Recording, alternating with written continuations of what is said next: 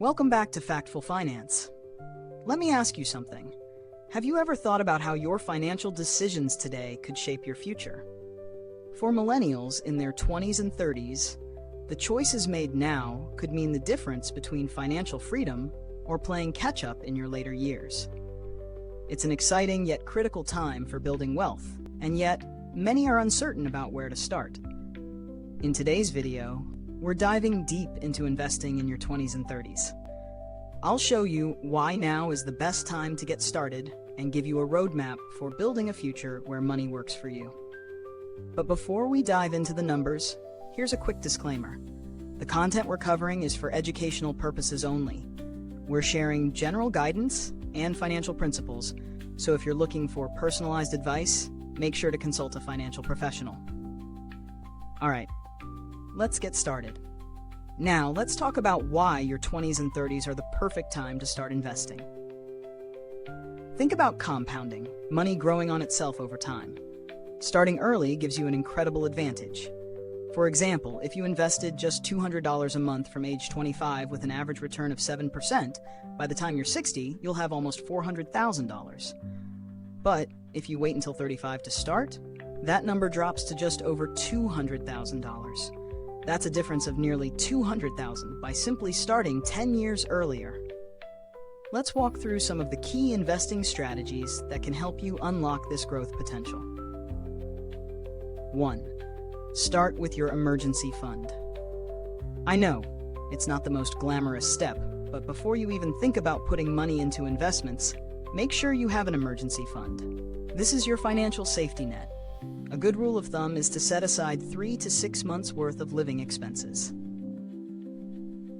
2. Understand your risk tolerance. This is all about finding your comfort zone. In your 20s and 30s, you have time on your side, so you can afford to take on more risk with things like stocks. But everyone's risk tolerance is different. Emma, for example, started out with mostly index funds in her 20s, but now, in her 30s, she's comfortable allocating 70% of her portfolio to stocks.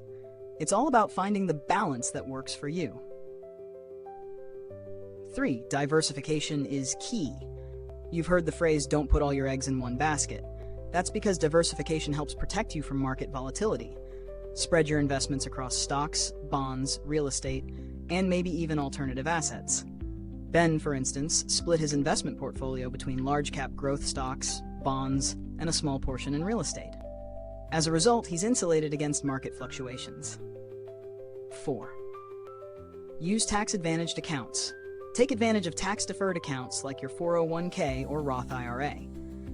Maxing out these accounts in your 20s and 30s not only gives you tax savings today, but it also sets you up for long-term growth. According to recent data, the average millennial isn't even using these accounts to their fullest potential. But using these accounts could save you thousands of dollars in taxes over the years. 5. Consistent contributions. Don't worry if you can't afford to put away thousands right away. Even if you start small, the key is consistency. Noah set up an automatic transfer of $150 a month into his Roth IRA. Over the years, he's seen how those small contributions have added up. It's the habit of saving and investing that matters.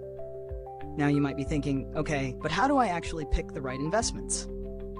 Here's a simple guideline. Stick to low-cost, diversified options. Index funds and ETFs are often recommended because they provide exposure to a wide range of stocks, reducing your overall risk. And remember, slow and steady wins the race. It's not about trying to pick the next hot stock, but rather about creating a diversified portfolio that grows over time. Investing is also about mindset. Don't panic when the market dips. Stay focused on your long-term goals. It's totally normal for the market to fluctuate, but over the long haul, history shows that it tends to rise. So don't let short-term dips scare you into selling off your investments. Now, let's get back to the big picture. What's the first step toward financial independence through investing? Maybe it's opening that first IRA or automating your savings like Emma or Noah. The key is getting started now, even if it's with small amounts. As you take this journey, remember, the financial world can seem overwhelming, but the power is in your hands. By investing in your 20s and 30s, you're setting yourself up for financial security and freedom later in life. Take it one step at a time and keep that long-term vision clear.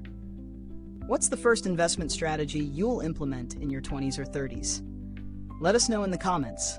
We love hearing your stories. If you found this video helpful, why not give it a like? Subscribe and hit that notification bell so you don't miss out on more tips to supercharge your financial future. We think you'll enjoy the video shown on screen next. It's packed with practical strategies to build your wealth. Thanks for tuning in, and I'll see you in the next video.